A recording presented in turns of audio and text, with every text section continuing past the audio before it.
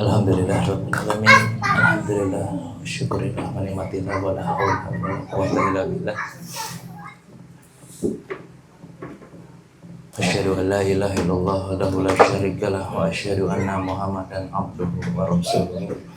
Allahumma shalli wa sallim wa barik ala sayyidina Muhammadin fil awwalin wal akhirin. Shalli wa sallim wa barik ala sayyidina Muhammadin fi kulli waqtin. Salli wa sallim wa barik ala sayyidina Muhammadin fil mala'i ila yaumiddin. Subhanaka la ilma lana illa ma 'allamtana innaka antal alimul hakim. Rabbi shrah sadri wa yassir amri wahlul 'uqdatam min lisani yafqahu qawli. Ala ya'lamu man khalaqa wa latiful khabir. Wa kasyafna anka ghitaka wa bisrabi mal hadi amma ba'du. Saudara-saudari yang saya muliakan, saya berwasiat khususnya untuk diri saya pribadi dan keluarga saya, wabil khusus untuk saudara dan saudari, wasikum wa nafsi bitaqwallahi faqad fazan taqwa. Alhamdulillah ala kulli hal. Pertama-tama kita marilah panjatkan puji syukur kepada Allah Subhanahu wa taala atas segala nikmat Islam, iman, wabil sehat afiah, sehingga kita masih bisa dikumpulkan lagi di malam Selasa untuk bersilaturahmi kembali, untuk mengulang pelajaran kembali. Salawat salam tercurah kepada Sayyidi wa Habibi Rasulullah sallallahu alaihi wasallam beserta para sahabat-sahabatnya, ahlul baitnya, khususnya kita umatnya sampai yaumil qiyamah. Amin ya rabbal alamin. Alhamdulillah ala kulli hal. Tak lupa juga kita berterima kasih wabil khusus kepada guru-guru kita, baik dulu guru-guru di sekolah kita maupun kita dulu kuliah, dosen-dosen kita di kampus, wabil khusus guru-guru ngaji kita. Semoga beliau yang mengajar dan kita yang belajar, baik yang masih hidup maupun yang sudah tiada, Allah ampunkan segala-segalanya, segala hilaf-hilafnya, amal ibadahnya diterima dan diridhai oleh Allah Subhanahu wa taala. Amin ya rabbal alamin. Alhamdulillah Rabbil Alamin. Pada malam hari ini kita masih memasuki kitab hikam yang sudah sampai nomor berapa gue?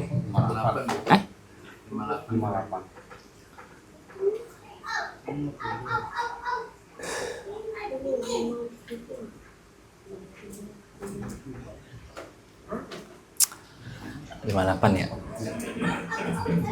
Bila mana ada yang mau ditanyakan boleh dari pasal 1 sampai 57 gitu. Karena mudah-mudahan kita ngaji yang ngerti, mudah-mudahan gitu. Enggak cuman baca pasal per pasal.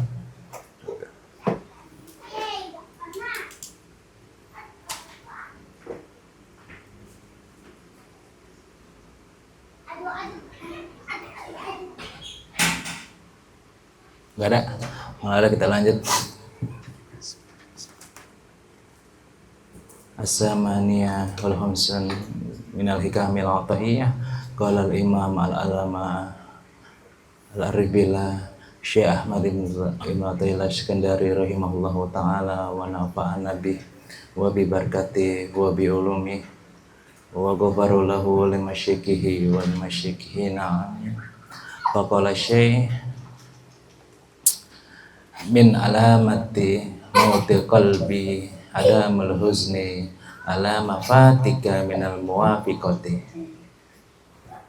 Min alamati itu ya, min alamati mautil qalbi adamul huzni ala mafatika minal muwafiqati. Min alamati, dan diantara tanda-tanda alamat itu, tanda-tanda atau sebagian atau separuhnya mautil qalbi, yakni matinya hati, ada huzni, tidak adanya kesedihan, husni itu kesedihan, adamu itu tiada kesedihan, ala mafatika, atas apa-apa yang meninggalkanmu, minal muwafaqatika, itu merupakan kondisi sesuai muwafiqati itu artinya lebih daripada kesedihan yang mendalam terkait amalan-amalan, tapi ini merupakan lebih dalam lagi di dalam kalau kita menuju Allah Subhanahu wa taala, karena kita masih belajar Berarti kita artikan min alamati mauti qalbi, dan diantara tanda-tanda matinya hati ada mulhuzni, tiadanya kesedihan, alama fatika, yakni atas apa-apa yang meninggalkanmu, minal muafiqati, daripada amalan-amalan kebaikan gitu. Karena kita masih belajar, berarti kita bahasa tentang amal kebaikan. Watarkun nadami ala mafa'aluhu, watarkun nadami ala mafa'aluhu. Kalau di kitab salah cetak tuh. Watarkun nadami ala mafa'aluhu min wujudiz zalah. Dan juga tidak meninggalkan atau menyesal atas apa-apa yang nadami itu merupakan sebuah kesalahan atau dosa, ala mafa'aluhu, atas engkau yang lakukan, min wujudiz zalah, yakni perbuatan-perbuatan yang menyimpang yang sangat nyata. Wallahu a'lam bishawab gitu. Saudara-saudari yang saya muliakan, jadi pada pasal kali ini tuh kita membahas tentang sebuah nasihat dari Syekh Ahmad Ibn Athaillah tentang diantara tanda-tanda matinya hati. Yang pertama, dia tidak bersedih kalau amal kebaikannya lewat. Yang nomor dua, dan juga tidak menyesal atas dosa yang dia lakukan gitu. Jadi ada dua. Yang pertama, dia tidak bersedih kalau amal kebaikannya lewat. Yang nomor dua, dan juga dia tidak bersedih atau tidak menyesal ketika suatu dosa, suatu penyimpangan yang amat nyata di sisinya, dia tidak sama sekali merasa berdosa gitu. Nggak apa-apa, bocil-bocil hari gitu. Jadi saudara-saudari yang saya muliakan, jadi di pasal ini banyak menyimpan rahasia tuh yang merupakan apa tuh ya, sangat dalam di sini tuh. Jadi sebelum-sebelumnya kan bahas tentang hati yang sakit, hati yang hidup. Sekarang sudah memasuki hati yang mati gitu. Kalau hati yang mati nanti akan berdampak kepada su'ul khotimah gitu. Sesungguhnya manusia itu merupakan manusia fitrah dia di hatinya. Dia akan mencapai fitrah atau mencari kebersihan di dalam diri sesuai surat Ar-Rum ayat 30 dan 31. A'udzubillahi minasyaitonirrajim. Bismillahirrahmanirrahim. Fa'aqimu wajhika lid-din hanifah, maka hadapkanlah wajahmu dengan lurus kepada Allah, agama Allah Subhanahu wa taala, fitratullahul lati fataran nas alaihi. Dia yang telah menciptakan manusia menurut fitrah itu. La tabdilul khalqillah zalikad dinul qayyim walakinnal aksarun nas la ya'lamun. Dan sesungguhnya tiada ada perubahan pada diri Allah Subhanahu wa taala tentang agamanya yang kokoh, tapi sebagian besar manusia tidak mengetahuinya gitu. Jadi selama ini kita tidak sadar bahwasanya hati kita telah mati, tapi kita masih tertawa-tawa di dalam hidup ini gitu. Tertawa boleh, bahkan disunahkan tertawa kalau ada kondisi-kondisi tertentu. Cuman kadang-kala kita tidak sadar hati kita telah mati gitu. Mati itu karena tadi ada amal kebaikan lewat, kita cuek, lalu ada perbuatan dosa juga kita tidak merasa apa-apa. Itu merupakan tanda-tanda kalau menurut Syekh Ibn Athaillah tuh tanda hati mati ya begitu tuh contohnya. Contohnya misalnya puasa Ramadan batal, ya dia nggak kepikiran untuk ganti, nggak ada kepikiran untuk qadha, nggak ada kepikiran untuk bayar fidyah, nggak ada kepikiran untuk memikirkan dulu gue waktu perawan berapa ya batalnya, nggak ada kepikiran dia untuk sana-sana. Atau bagi yang laki-laki kalau ninggalin sholat dia tidak ada kepikiran untuk qadha, sholat iyadah, bahkan sholat untuk sunnah-sunnahnya dia nggak ada kepikiran sama sekali gitu. Boleh gak? Ya boleh aja kalau kita menurut Ibnu Arabi menemukan namanya waliyah mursyidah atau disebut guru-guru mursyid yang bisa tahu tuh cara menebus dosa kita gitu, boleh-boleh aja. Cuman karena kita belajar ya kita berarti kan sesuai panduan gitu dong. Jadi gini Bu, contohnya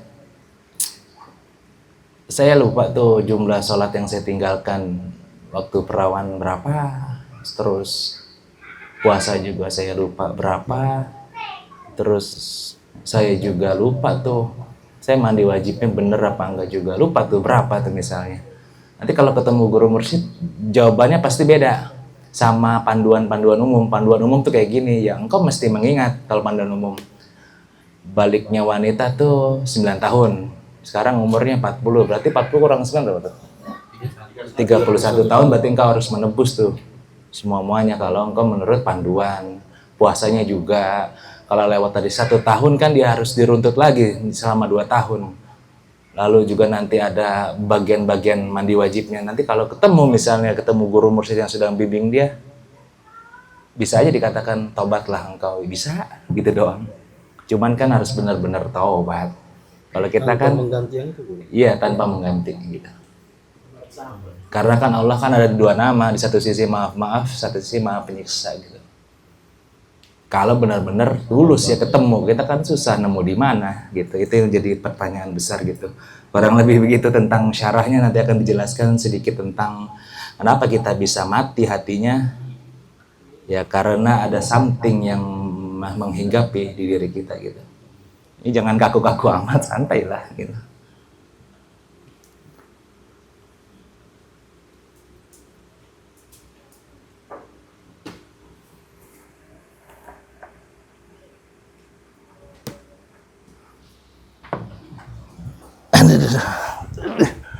Jangan berapa sih.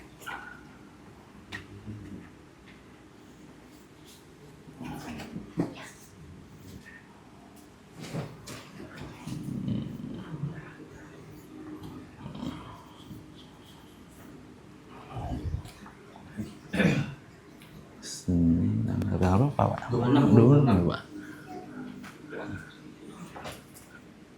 25. Jadi kata Syekh Ibnu Taimiyah Sekandari itu yang pertama tentang al-hikam ya.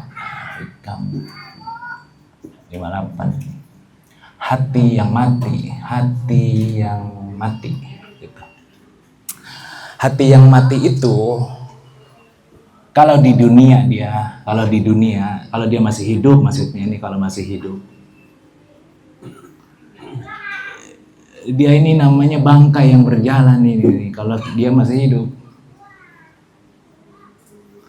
Karena kata seorang ulama sufi dikatakan tiada yang lebih menyeramkan jasadnya hidup tapi hatinya mati. Ini hati ini sangat berpengaruh nih, hati bangkai yang berjalan.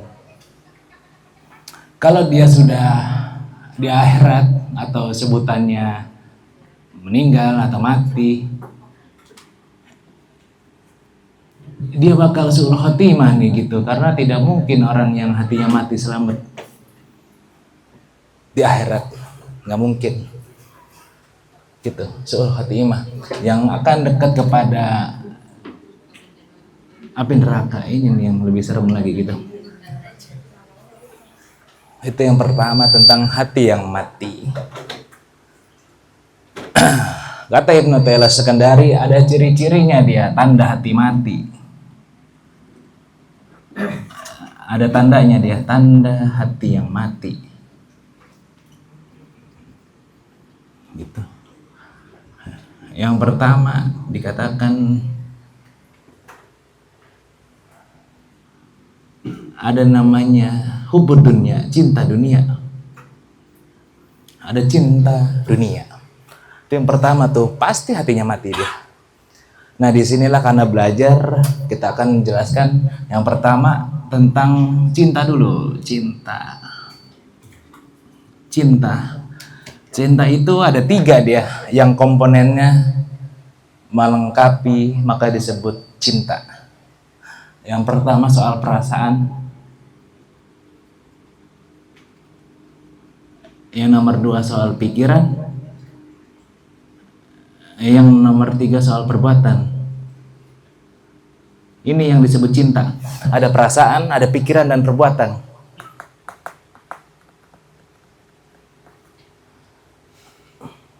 Dan dia bakal merujuk ke satu tempat, yakni namanya sesuatu. Gitu. Sesuatu. Dia bakal merujuk ke satu nama atau satu kata namanya sesuatu. Itu cinta namanya. Contohnya, aku cinta jam Ya pasti ketika jam aku rusak, perasaan aku kacau, pikiran aku kepikiran, perbuatan aku apa? Pengen diservis, sesuatunya itu jam. Itu maksudnya. Itu tentang cinta. Yang ini akan berdampak kepada 3 nih. Serendah-rendahnya stres. Kalau bahasa dunia stres. Nanti naik dia. Naik ke nomor 2, nomor 1, nomor 2. Apa gila? Apa gila? Cinta kalau sudah gila, dia bakal hilang ini nih, pikiran. Akhirnya para pemudi dia rela melakukan apa saja untuk menyenangkan cowoknya karena dia sudah gila sama cowoknya. Tidak mau kehilangan misalnya. Ini kalau dianalogikan ke dunia kan. Yang nomor 4 ya mati. Kalau udah mati, ini yang paling tinggi lagi dia. Dia bakal lebih sadis. Dia bakal semuanya dikerahkan untuk sesuatu itu. Kalau kita di agama, yang pertama tingkatannya namanya sakren. Yang kedua namanya majnun. Yang nomor 3 bisa husul dia kepada Allah Subhanahu wa taala gitu. Diulang lagi ya. Misalnya Om Agi cinta motor. Tidak ada sejarah umat manusia Agi menuhankan motornya, nggak ada. Diulang lagi ya, Agi cinta motor, tapi tidak ada sejarah umat manusia motornya itu disembah-sembah sama Agi, nggak ada. Tapi jihad itu arahnya Agi yang 3 itu tuh, perasaan, pikiran, perbuatan ke motor. Buktinya apa? Ketika motornya rusak, dia kepikiran. Perasaannya kayak campur aduk. Tahu gak campur aduk? Gitu. Perbuatannya apa? Ya pengen buru-buru servis. Akhirnya apa? Menyerahkan segala semua-muanya hanya untuk motor. Yang dimana dia nggak sholat, dia nggak tahu arahan orang tuanya, teman-temannya dikibulin sama dia. Itu tandanya Agi nyembah motor, gitu Bu, jadinya. Secara nggak sadar kita begitu mulu sehari-hari, makanya sering disindir sama Indonesia Minatailah. Itu cinta namanya. Istri, anak.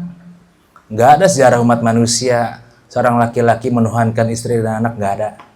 Boleh buka sejarah, boleh buka buku agama juga boleh, nggak ada sejarahnya. Cuman arah kita ke sana atau terbalik, istri nuhanin suami. Contohnya apa? Ketika suaminya marah atau istrinya marah, perasaannya, pikirannya, perbuatannya campur aduk, akhirnya jadi stres dia. Tandanya dia udah cinta sama suaminya, padahal udah boleh cinta sama suami. Jadi kalau kita mau cinta sama Allah, ketika kita lagi melangsungkan akad pernikahan, arsy itu terbuka, Allah sedang menyaksikan. Makanya cinta sama Allah, kalau dia berbuat salah tetap cinta. Bukan berarti gue cinta sama lu, lu bohong bang, gue tua lu tinggalin, kan gitu. Ntar gue miskin lu tinggalin, ketika gue marah besar lu bakal ninggalin gue. Itu bohong. Jadi nanti kan kita bakal nikahin anak kita nih, bilang sama anak kita, kamu harus cinta sama Allah, jangan sama istrimu. Emang kenapa? Ketika istrimu salah, engkau tetap cinta sama dia. Karena apa? Engkau memegang janji, aku menikahimu, menanggung semua dosamu, mengambil beban semua orang tuamu. Jadi dia bakal jaga itu tuh. Jadi istrinya salah, ya tinggal dididik. Istrinya bangkang, ya tinggal dididik. Kalau udah cinta sama istri, kok dia bangkang ya, mau gue ya stres akhirnya. Kira-kira begitu gak ya? Kan gitu ya. Tunduk lu sama gue gitu. Itu di lu mau kamu kudu tunduk lu, gua tak Saya ini laki-laki patriarki, bos. Patriot. Patriarki tahu gak patriarki? Patriarki itu laki-laki yang tidak mau disalahin. Itu namanya laki-laki patriarki. Dan juga cewek-ceweknya feminisme. Aku harus kayak Kartini, kawan, sejajar sama dirimu, Cak. Ayolah, cabogel. Emansipasi wanita. Enggak, jangan gitu dong. Itu mah boleh feminis. Boleh patriarki, cuma ada tempatnya gitu dong. Ini mah ceweknya karena baca feminisme, bang, gua mau kerja, bang. Emang kenapa? Dari lu mah kurang gua gitu misalnya. Boleh gak ya? Boleh aja kalau suaminya ridho. Kalau suaminya bilang enggak ya jangan. Siapa suruh salah pilih kan gitu. Itu cinta namanya. Di sini ada gak yang begitu kira-kira? Nggak tahu. Beneran ini mah. Kadang-kala begitu, kadang-kala itu nggak boleh. Harusnya itu udah cinta sama makhluk itu. Berat itu. Enggak salah. Gitu, ya. Enggak salah. Berat banget itu. Nah, kalau dunia simpel, dunia itu simpel sih. Kalau dunia. Selain Allah tuh dunia udah selesai. Selain Allah ya dunia udah. Nggak ada lagi. Selain Allah itu dunia.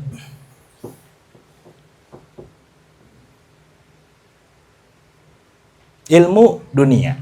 Ilmu nih yang kita pelajarin dunia, Bu.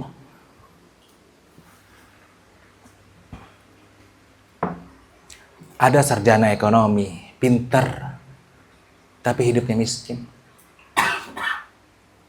Ada lulusan SD, goblok banget, tapi kaya. Itu menandakan apa? Allah yang beri rezeki, bukan ilmumu. Gitu dong. Inilah kita ngaji sekarang tuh di sini, di tauhid, keyakinan. Ada sarjana ekonomi, teman-teman kita yang sarjana tuh nggak kerja sekarang. Tapi saya punya kawan SD berhasil bangun usahanya. Itu apa? Ilmu ente nggak kepake, cuman Tuhan yang ngasih rezeki. Itu namanya tauhid. Jangan disandingin sama, berarti gua nggak usah sekolah dong, itu salah lagi dia. Sekolah itu harus, pendidikan itu nomor 1, gitu dong. Tapi satu sisi mesti tahu tauhid, keyakinan. Ya juga ya, yang ngatur rezeki itu Allah, gitu. Supaya apa? Oh no, kagak stres. Kok anak gua sarjana nganggur ya? Dia cuman SMK dong udah kerja, udah bisa beliin mobil bapaknya. Gimana ya? Itu karena dia itu tuh. Dia tidak mengerti keyakinan. Dia hanya mengerti kalau namanya kuliah mesti kerja, yang namanya SMK harus di bawahnya dia, itu tuh. Di mindsetnya dia begitu tuh. Kira-kira begitu gak ya? Ya banyak kayaknya. Jadi pikirannya cuman gua harus kuliah dan dapat kerja. Lu mah kan lulusan SMK, mana bisa lu dapet duit banyak. Itu dia maksudnya. Jadi kita ngajinya kayak apapun ilmu kamu gak ada berguna di hadapan Tuhan, gak ada.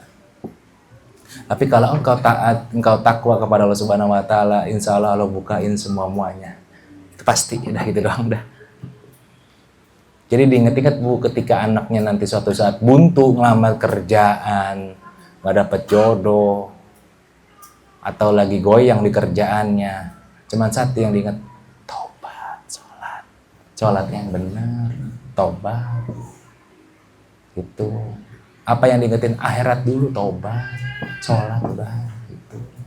Nanti ketika udah adem, sabar bang, udah emang begitu kerjaan gitu. Kita kan kadang terbalik, sabar dulu, sabar bang, emang bapak kagak kerja enak di rumah mindo baik.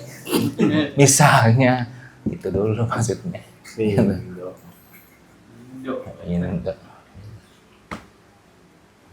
Ada yang mau ditanyakan kah? Jadi selain Allah itu dunia, cinta dunia. Inilah kita nih. Mobil rusak, palanya pening. Ah gimana mobil rusak ya? Berarti dia cinta banget sama mobil. Kesentuh dikit ngamuk dia pasti.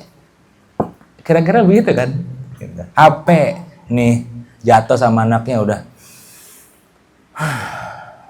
Nah, itu dah. Perasaannya campur aduk. Gue baru beli jatuhin. Iya balik ngutang lagi. Mana belum lunas lagi. Berarti dia cinta sama HP. Apa? Kalau HP-nya hilang, marah-marah dia. entah marahin suaminya atau diem aja. Apa sih Bel? Agak, apa gue hilang di pasar, lu sih ngajakin ke pasar, lah gue mau disalahin. Gitu. Kira-kira begitu dah. Nah, kalau cinta dunia itu secara garis umumnya mencintai sesuatu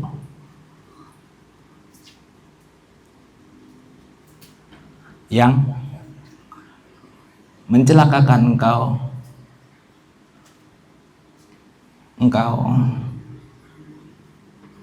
di akhirat. Kata-katanya ini nih. Gitu. Cinta duit boleh, cinta mobil harus, cinta rumah yang besar boleh. Cuman jangan sampai nggak sholat, nggak ngaji, nggak baca sholawat, nggak baca istighfar. Gitu maksudnya. Contohnya si A kaya, apakah dia hubud dunia? Enggak Bu, kalau dia tidak aneh-aneh hidupnya gitu. Kadang-kala kita orang kaya hubud dunia, enggak. Intinya jangan pernah mencintai sesuatu yang bisa mencelakakan kita di akhirat. Cinta orang tua yang lebih dalam, orang tua. Ngerawat dia nggak sholat, dosa hukumnya. Kenapa tuh? Karena kitanya jadi celaka di akhirat. Jaga dia, Allah Akbar, Allah Akbar. Ngomong sama mamanya, bapaknya, saya sholat dulu ya mak. Oke. Ini mah enggak, mijitin sampai asar, maghrib, isya, besoknya.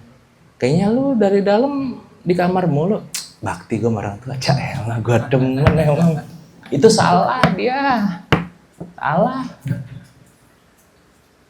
Misalnya Om Agi itu, Bang Ahmad tuh, di rumahnya aja mijitin emaknya dari subuh sampai ketemu subuh lagi. Tumbenan lu Gi nggak pernah ke masjid. Gue bakti sama orang tua. Waduh, gak gitu dia. Jadi itu namanya kecelakaan dia tuh. Salah besar dia dalam hidupnya. Tahu uang? Ya uang, duit, hepeng, kan gitu. Fulus, gitu. Atau lagi boleh tuh. Ada duit 100.000. Duit 100.000. Disedekahin sayang, cinta duit itu tandanya. Gitu. Ada duit 100.000 dikasih bini sayang, cinta duit dia berarti. Gitu dah intinya. Jangan sampai gara-gara duit nggak mau sedekah, nggak mau zakat, nggak mau kurban, nggak ada niatan pergi haji ataupun umroh atau berbagi sama kiri kanan, ngirimin orang tuanya, mertuanya, dan lain-lain. Jangan sampai. Gara-gara apa? Di otak kita cuma ekonomi doang. Kalau gua ngasih sekian, habis ntar gua di akhir bulan. Kalau gua ngasih sekian. Perhitungan boleh, perhitungan. Cuman jangan nyenengin diri sendiri doang. Kebanyakan rata-rata hitungannya nyenengin diri sendiri sih. Contoh gaji 5 juta. Ngasih orang tua 1 juta bang, jangan segitu, gope, oke, mertua gope. Ini gope, buat kita berapa bang? 4 juta, bisa menang dulu ya? Gitu. Rata-rata orang manajemen keuangannya mementingkan hawa nafsunya sendiri, rata-rata. Buktikan lah. Apa dia tidak pernah kepikiran orang tuanya, mertuanya, maupun anaknya untuk masa depannya, kiri kanan yang enggak, rata-rata belum gue servis AC mobil ini ya gue aja udah 5 juta biayanya. Berarti dia hidupnya kepenuhan gengsi gitu. Cuman nggak nyindir ini mah rata-rata gitu. Kalau ngasih orang tuanya 1 juta, mertuanya juga 1 juta, gitu dong. Jangan sampai nggak adil. Kalau ngasih mertuanya 2.000, mertuanya juga 2.000. Mertuanya yang ngelahirin istri ente juga. Jangan sampai, kok ngasih mertua lu 2 juta bang? Udah kayak mobil mogok gitu. Giliran orang tua lu 4.000 ngasihnya. Masa mertua gue cuma 1.000, mana lu ngungkit mulu setiap hari. Uset. Kan orang tua lu kaya, jangan gitu Bu. Jadi bukan masalah kaya atau miskinnya, tapi masalah apa? Keadilan. Kira-kira begini gak kalau suami di sini? Kayaknya besok saya udah ngaji nih. Iya bisa gitu. Break dulu gitu. Ada yang mau nyanyi? Oh, mandi. Dulu mau tanya dulu. Iya boleh tuh. Itu kalau misalkan kayak gitu pembagiannya uang suami apa uang suami sama istri disatuin dulu apa gimana? Saya belum tahu. Uang istri ya uang istri gitu. Uang istri nggak boleh buat suami. Gitu dong. Tolong digaris bawah itu. Uang suami buat semuanya. Gitu. Bahkan dia ngasih nafkah ke istri kan 2, ada buat dapur, ada buat skincare-nya dia gitu. Ada 2. Paling pakai gincu. Bedaknya bedak FIFA ya, atau bedak dingin Pak Ahmad. Fanboy rebel lah ya gitu. Karena dulu nenek saya pakai jadi tahu gitu. Iya Bu, terus Bu. Iya. Ada cinta enggak ada. Jadi kira-kira begitu dah. Jadi kita mencari kekayaan boleh Bu, asal jangan sampai lalai dalam sholatnya gitu. Contohnya yang banyak lalai di anak muda, dia ada lamaran tuh. Subuh nggak bangun, baca-baca juga enggak. Sampai sana main HP, karena mau sholat duha, itu namanya lalai dia. Gitu. Bisa celaka dia nanti. Kira-kira begitu dah lalai. Atau kita main sama suami ibadah juga, pernah gak nyuapin istrinya? Kapan? Ya. Nyuapin istri juga termasuk pahalanya besar. 1. Yang nomor 2, kapan terakhir suami megang sapu dan pel? Gitu. Bener itu pahala juga tinggi. Jadi ngambil pahala tuh jangan cuma salawat aja gitu dong. Bantu istri juga termasuk pahala gitu. Iya dong gitu. Emang istrinya semua dia babu. Semuanya dia. Enggak dong gitu suaminya. Buat para suami-suami kapan? Paling kapan terakhir kali nyuapin istrinya? Waduh. Kan biar harmonis gitu loh. Kalau pekerjaan rumah insya Allah tiap hari. Nyuapinnya. Iya, kalau aja rumah Anda percaya dah gitu. Tapi sambil begini. Soalnya. Itu yang dibilang alim di luar di rumah jahat itu kadang-kadang begitu tuh julukannya. Itu yang pertama cinta dunia. Yang nomor 2 kata Syekh Natailah, kalau bahasa kitanya dia ngapa-ngapain nggak baca doa dia. Atau melakukan sesuatu dah boleh tidak baca doa. Ini kan bahasa kita aja. Tidak melakukan sesuatu atau melakukan sesuatu tidak baca doa dia. Mau minum gak baca doa, mau jalan gak baca doa, duduk gak baca doa, denger orang bangkis aja dia gak baca doa. Bacanya apa tuh? Hah? Ya harkumullah. Kita balasnya? Ya hadikumullah. Dibaca gak tuh? Agak. Siapa sih itu bangkis kencang amat? Kita begitu kan. Gitu. Pakai imamah ada doanya, pakai baju doa, sarung doa, semuanya ada doanya. Kita kadang suka lupa. Yang paling sering ini nih, minum gak baca doa dia, asal minum aja. Bismillahirrahmanirrahim, salah besar. Lalu dia diajarin, tidak semuanya pakai Bismillah. Gitu dong. Jadi kita jangan apa-apa bismillah, bukan. Bismillah itu ketika melakukan sesuatu pekerjaan. Bukan doa dia. Di awalan doang bismillah. Belum kerja kali gitu. Hah? Kerjanya minum doang. Iya, kerjanya minum doang, parah juga sih Agoy. Kok gitu guru? Iya dong, kalau nanti kita berpikiran ya, memang kenapa bismillah nggak bisa? Nanti Tuhan juga nyamain pola mindset kita. Emang kenapa kalau gue gaji kecil? Ya, jangan gitu dong Tuhan. Ya lu abis remeh banget. Semuanya dibismillahin, nggak bisa. Mesti ada doanya dia khusus. Nawaitu syifa bi barakatil Mustafa sallallahu alaihi wasallam atau bismillahirrahmanirrahim alhamdulillah rabbil alamin. Gitu. Pakai baju apa doanya? Bismillahirrahmanirrahim, la ilaha illa illahu. Nisir atau ngaca? Allahumma hasanta halki wa hasan khuluqi. Dibaca gak tuh? Kalau nggak dibaca, demi Allah dalam hati dia ngomong, gue kayak inian ya. Ya, kata Gue kejepit ya gitu kan. tas kresek mangga asem, tau gak? Hidung pesek mesem-mesem gitu tuh Pak. Demi Allah tuh kalau nggak baca doa ada dalam hatinya, lu ganteng juga ya. Gitu. Hidung besok bau asem. Atau kalau ibu-ibu, waduh kayaknya gue udah mulai menua nih. Karena dia nggak baca doa ketika bercermin. Ada aja yang salah mukanya, ya gue kenapa nih di sini nih. Colak lagi. Yang beliin skincare dong yang kayak gini, waduh. Makanya puyeng. Itu dia. Emang nggak bisa pakai wings? Wings tuh sabun colek. Coba coba. Ya sekalian sabun ekonomi. Kan dia menghilangkan noda gue. Baik, clean pedes bu. Panas lah. Pakai Jafra bu bagus. Iya dong. Minta sama Pak Mat. Jadi kita mau ngapa-ngapain nggak baca doa intinya. Mau tidur lupa baca doanya. Mau duduk nih kayak tadi di sini lupa. Keluar rumah lupa. Mana kendaraan lupa. Mau masak lupa.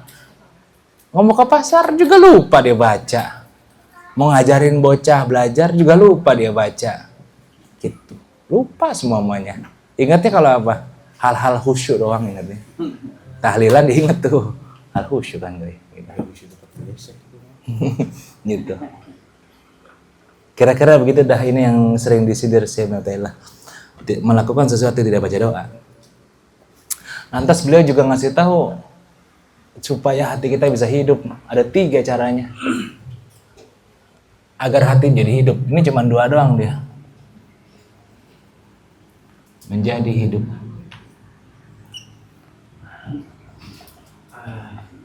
Yang pertama, menuntut ilmu dia. Mesti menuntut ilmu.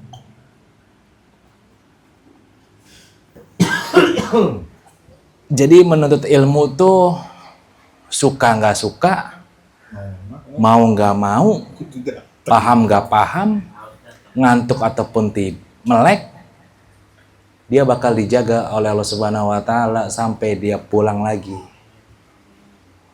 dan dia bakal dikasih rezeki yang berlipat ganda. Itu namanya keyakinan. Gitu benar. Contohnya. Suami sakit. Contohnya suami sakit. Ibu-ibunya biasanya mengajikan zuhur tuh biasanya. Hatinya gelisah nih, kayak tadi tuh, gue mau ngaji tapi suami gue sakit, gimana ya? Ngomonglah, beraniin diri sama suaminya. Yang, gue mau ngaji boleh gak? Boleh, dia bilang. Silakan dah, tapi jangan lama-lama. Ketika dia ngaji, insya Allah suaminya dijaga oleh Allah Subhanahu Wa Taala sampai dia pulang, bahkan bisa sembuh. Gitu, itu namanya keyakinan. Sama bagi orang tua ketika anaknya sakit, ataupun dia masuk rumah sakit, ataupun sakit panas, tapi bapaknya ada panggilan ketahlilan, ataupun ketika ditinggalkan ya, ataupun dia kerja, insya Allah anaknya dijaga sama Allah Subhanahu Wa Taala. Cuman dengan niat, ya Allah saya titipkan harta saya, anak saya, istri saya kepadamu ya Allah. Gitu, ada niatnya dia. Ini namanya tawakal. Kira-kira begitu gak kita sehari-hari, kira-kira ini mah? Ataupun orang tua ada di rumah sakit, ada adeknya, ada siapapun. Kalau urusan mencari rezeki itu harus. Misalnya Pak Ahmad nih ninggalin orang tuanya, gue harus jalan. Insya Allah orang tuanya dijaga sampai Pak Ahmad pulang. Gitu, insya Allah. Tapi kalau Pak Ahmad artinya sudah ke orang tua, ada aja masalahnya, ada aja, gitu. Dan kalau bisa jangan benturin kebaikan dengan kebaikan, karena selama ini kita selalu ngebenturin kebaikan dengan kebaikan. Selama ini, satu sisi dibenturin nama suami, satu sisi benturin nama ngaji, gitu. Selama ini kayak gitu mulu hidupnya. Lu milih gua apa ngaji? Lah kok gitu sih bang? Ya udah, bingung lagi. Lu milih gua apa kerjaan? Kok gitu sih bang? Selama ini dibentur-benturin Pak Mas selama ini. Lu pilih orang tua apa gua? Lah kok gitu Bang? Gitu. Janganlah. Dia ada utama di atas utama gitu. Itu yang pertama, menuntut ilmu supaya tahu mana orang tua, mana mertua, mana suami, mana istri, mana anak, mana ya tingkatannya loh maksudnya. Kadang-kala kita mau ada aja tuh, mau jalan, istrinya nyuruh. Lo kemana Bang? Gue mau tahlilan di musola. Beliin gua dulu nasi goreng. Bener itu. Biasanya begitu jalan kaki. Emang begitu? Gitu loh Ya, dibilangin. Udah siap amat nih, sehat, udah rapi. Udah tinggal gas doang. Ya, mau kemana ya? Mau ke musola tahlilan jam 8 biasanya mulai. Anterin dulu ya ke pasar. Ayo dah. Itu namanya dibenturin kebaikan tuh. Ngelayanin istri juga ibadah, tahlilan ibadah. Yang bener yang mana jadinya? Anterin istri dulu gitu. Tahlilan nyusul. Datang air alhamdulillah. Itu dia kadang cuma datang sebat-sebat doang, mendingan istri dulu udah gitu. Sebat bawa pulang besek. Laki-laki kudu jujur juga, laki-laki datang duluan mau ngapain. Tapi emang kenapa sih wanita selalu nyuruh ketika jam mepet? Wah, gitu. Ya. Kenapa tuh? Kagak bisa ya. Kenapa Bu Yus tuh? Kagak bisa ya gitu. Jadi mau kerja nih misalnya jam 7 udah siap-siap. Maksud saya juga sama mak saya juga begitu bro. Mau mana ya? Ya kan mau kerja gue pagi jam 7. Mesin air rusak ya Allah, gue lagi gue mau jalan. Mitos Kan itu. dikepikir Itu jadi. masih mitos itu. Udah mau jalan mas, saya disuruh. Padahal dari sore kita kemana-mana Itu kita. dia. Mitos itu Pak, beneran Mitos. Pak. Sering saya. Iya, buat para istri pasti begitu wanita. Itu sifat alamiah namanya. Ada aja gitu kan. Coba tanya Apa tuh? ditanya itu. Kenapa nyuruh selalu pas saya pengen ke jalan gitu. Iya makanya. Ya nomor 2.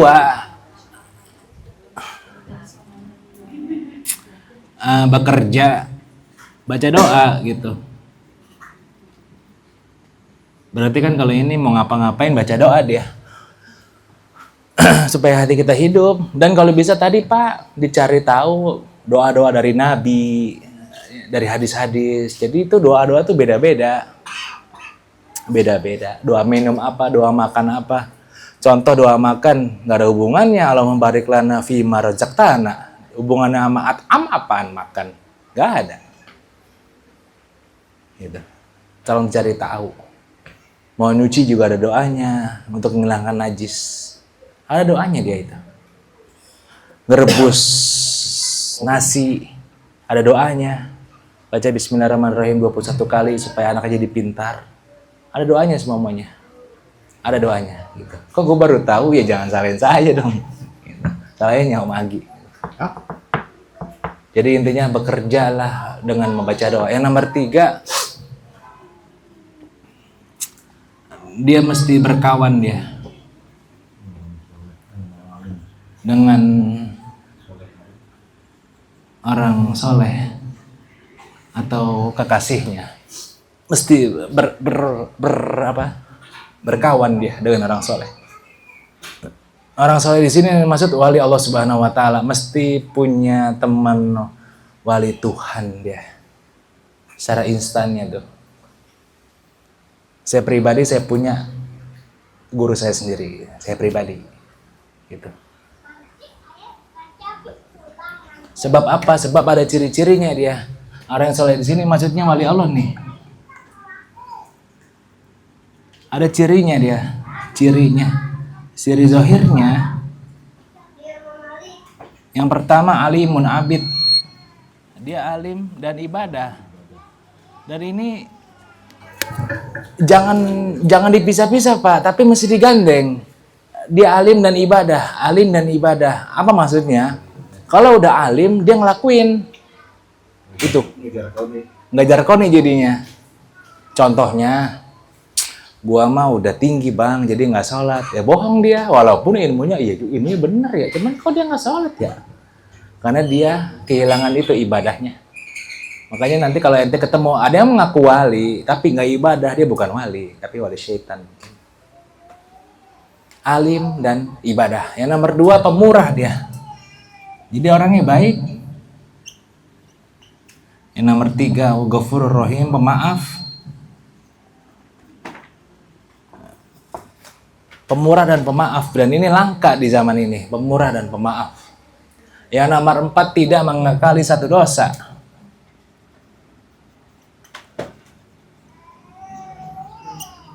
Dan ini tolong dihapus di otak kita. Wali itu berlaku dosa dia, bukan nabi. Tapi dosanya tidak dikekali satu doang. Ganti-ganti. Beda-beda tuh. Wali Allah itu dosanya ganti-ganti. Contohnya, ada wali A terkenal akan zinanya. Udah, sehari zina, besok mencuri, besok ngamen, besok ini, ganti-ganti dosanya. Kayak gitu. Bukan berarti zina terus, bukan gitu. Kalau kita dosanya dikekali, udah kagak sholat, terus kagak ngaji lagi, puyeng sama rezeki, itu namanya mengekali satu dosa. Istiqomah. Puyeng sama rezeki termasuk dosa, kita dikekalin, selesai udah. Gitu. Jadi kalau wali tidak mengekali satu dosa, enggak dia. Ngaku dah dalam diri, iya sih, gue ada sih yang gue kekalin, cuek. Apa? Kalau suaminya begini dalam hati, itu namanya mengekali satu dosa. Kagak boleh, Bu. Jadi lebih baik utarakan daripada simpan di hati, nanti mati cepet. Gitu. Maksudnya daripada dalam hati jadi dosa gitu loh, mendingan diutarakan aja. Nggak bisa gitu bang, gitu ngomong aja. Gitu.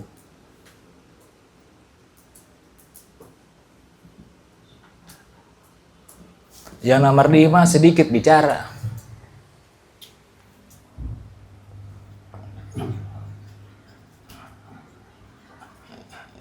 Ini sudah pernah dijelaskan dulu ya. Jadi orang-orang sedikit bicara tuh tanda-tanda wali Allah Subhanahu wa taala. Karena kalau dia berbicara ilmu, sekalinya dia diamnya bermanfaat bagi orang lain. Gitu. Lalu ada adabnya. Kalau sudah bertemu, adabnya yang pertama, pandangannya cinta. Ini lebih susah lagi nih.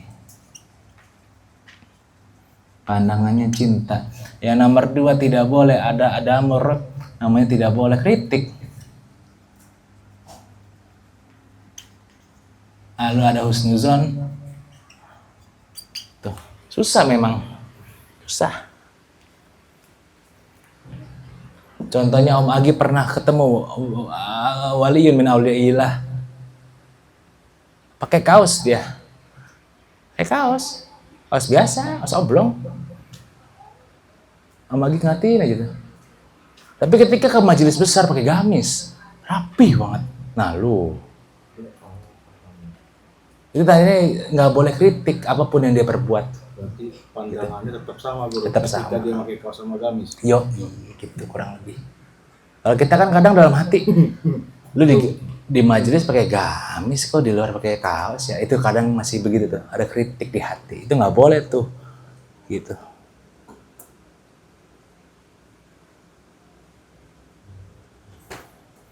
Yang nomor 4, hikmat sama mereka.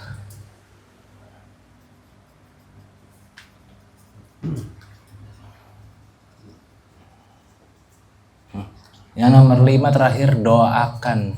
Nah inilah kenapa dia bukan nabi, karena masih didoain.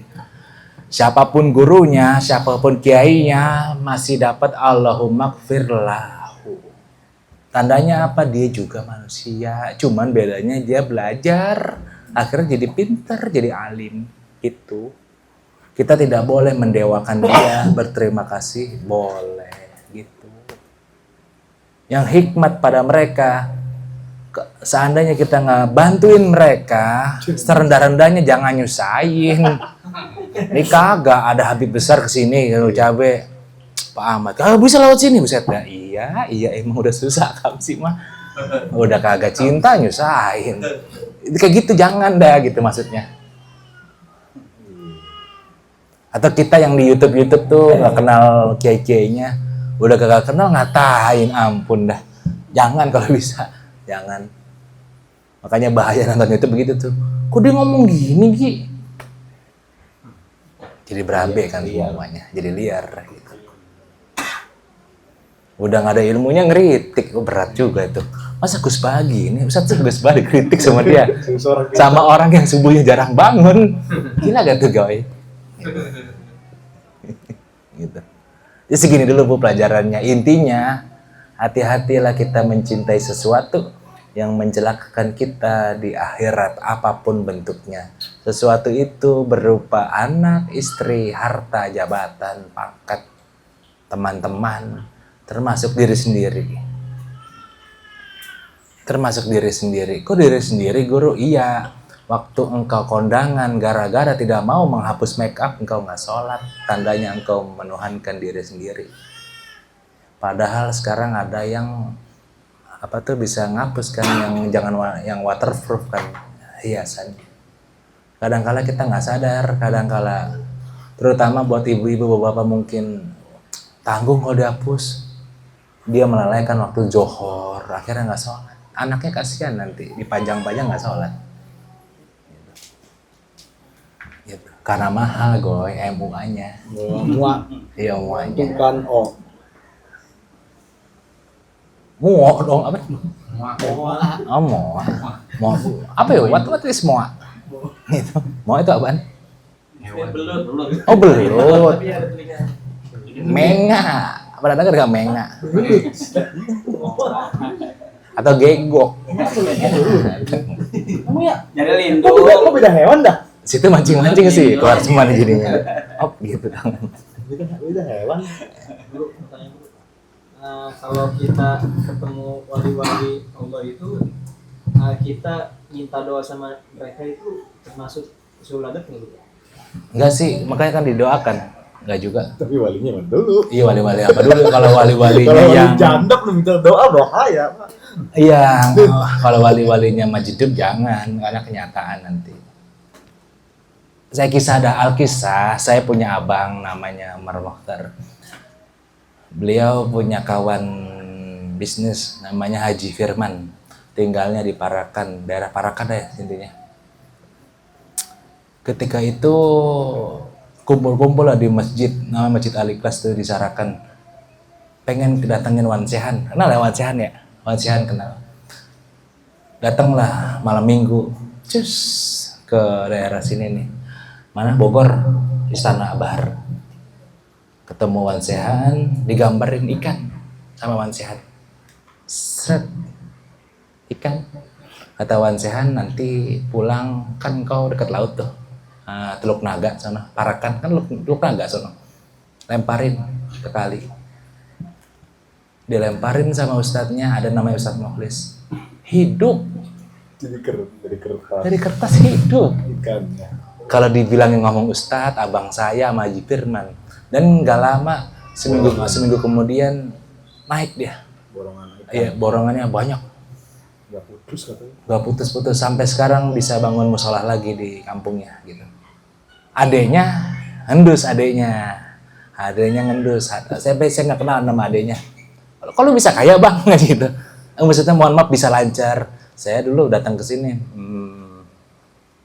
Tapi dinasihatin sama ustadz-ustadznya, nanti kalau ustadz jangan macam-macam, sama saya aja deh. Kalau ini oke, datang lagi sama adiknya.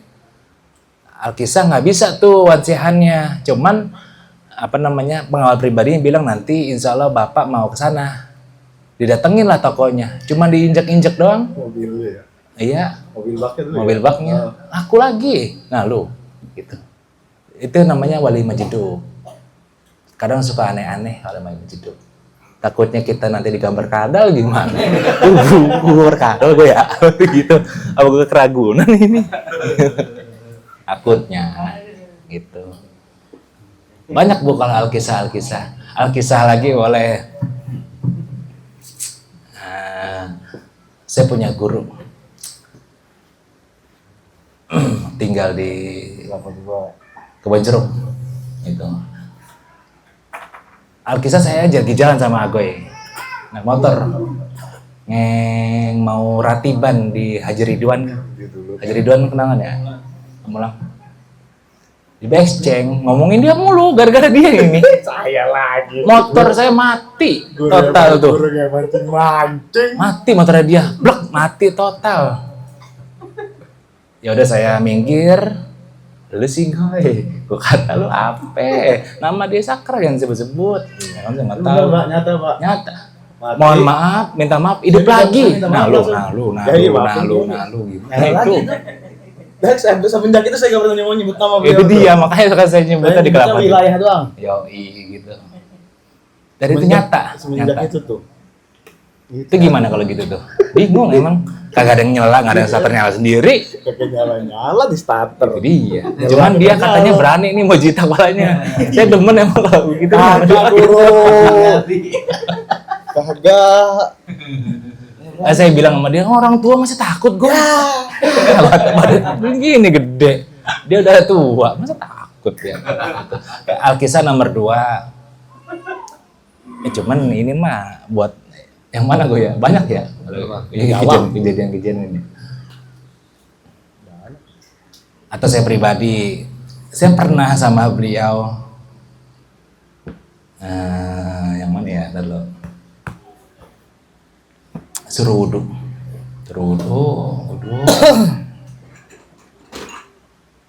Ada namanya muwajahah, Bu. Muwajahah itu dengkul ketemu dengkul. Muwajahah. Dia cuman pejamkan matamu, ya qalbinik. Bangunlah. Saya udah beda tempat, pernah dulu. Dulu awal-awal saya belajar sama dia. Tahun 2019. 3 hari, ternyata saya nggak pulang 3 minggu gitu. Dulu awal-awal kurang lebih begitu dah. Jadi dia tuh khususan dah gitu.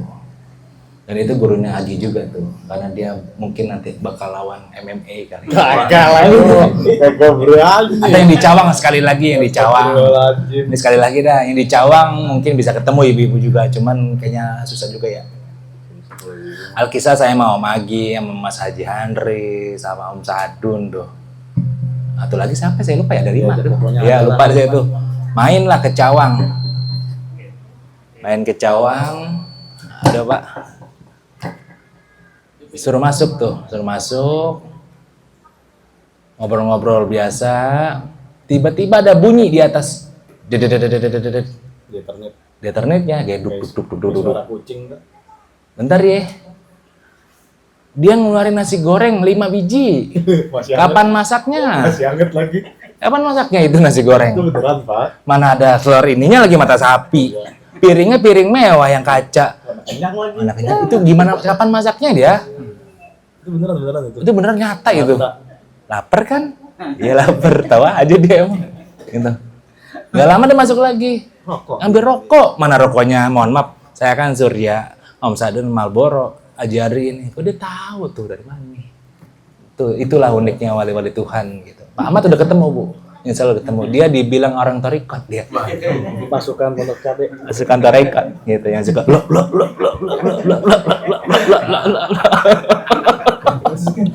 Yang ngomong bukan saya. Lagi datang berlima. Iya. Ditunjuk-tunjukin satu-satu. Pak Ahmad, 1, 2, Pak 3, Rifai, 4, 5. Mustafa, Ismail, atau lagi siapa ya lupa? Dia padahal kan assalamualaikum, cuman dari belakang dia cuman gini, orang tarekat pada masuk tuh. Bener dia 5 orang. Pas duduk ditunjuk-tunjuk. Itu dia. Saya kan coba-coba mancing ya, emang gimana sih ya tarekat yang lo gini. Maaf bercanda ini mah gitu. Ya kan, Tapi udah nggak ngurung di kamar kan? Enggak lah.